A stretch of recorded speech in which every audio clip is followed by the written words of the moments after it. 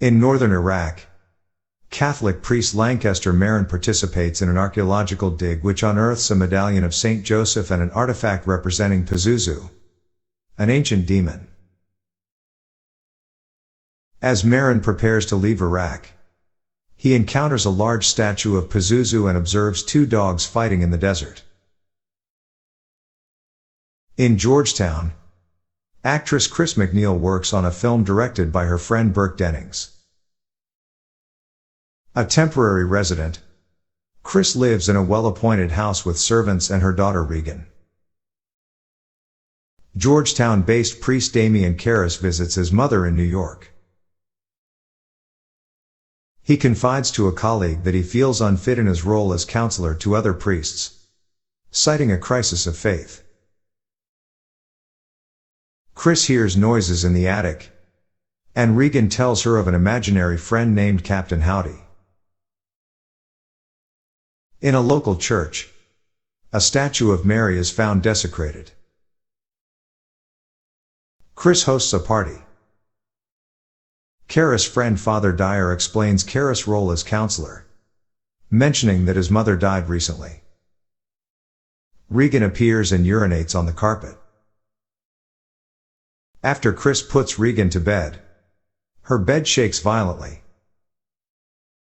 Dyer consoles Karras, and Karras expresses guilt at not having been with his mother when she died.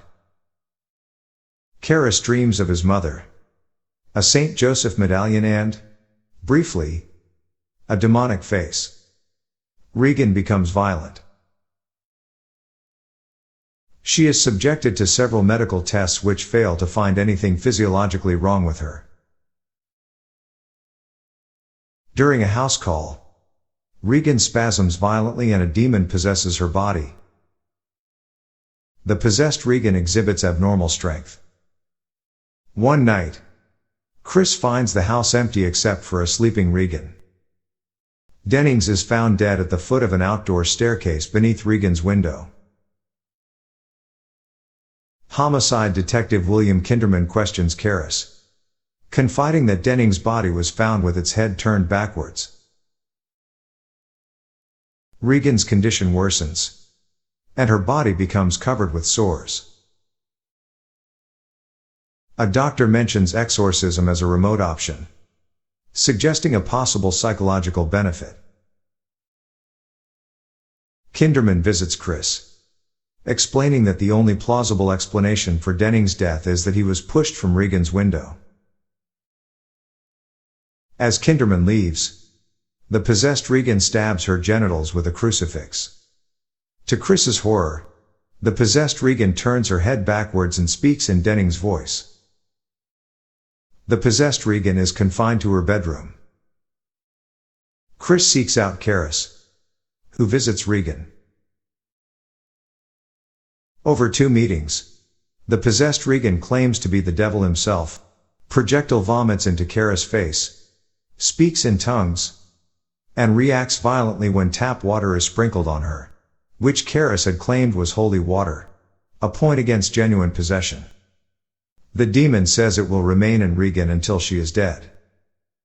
Desperate, Chris confides that the possessed Regan killed Dennings. At night, Regan's nanny calls Karras to the house. They witness the words "help me" materialize on Regan's skin. Still ambivalent, Karras nevertheless concludes that an exorcism is warranted. His superior grants permission on the condition that an experienced priest lead the ritual while Karras assists. Merrin, having performed an exorcism before, is summoned. Merrin arrives at the house, warning Karras that the demon uses a psychological attack. As the priests read from the Roman ritual, the demon curses them. It focuses on Karras, verbally attacking his loss of faith and guilt over the circumstances of his mother's death. The priests rest momentarily and Merrin, shaking, takes nitroglycerin, Karras enters the bedroom where the demon appears as his mother. Showing weakness, Karras exclaims that the demon is not his mother. Merrin excuses Karras and continues the exorcism by himself. Karras assures Chris that Regan will not die and re-enters the room, finding Merrin dead. Karras beats the possessed Regan and demands that the demon take him instead. The demon rips a medallion of Saint Joseph from Karras' neck and begins to possess him, freeing Regan. Karras hurls himself out the window, tumbling down the stairs outside. Chris and Kinderman enter the room. Chris embraces Regan, and Kinderman surveys the violence and confusion. Outside, Dyer administers the last rites as Karras dies.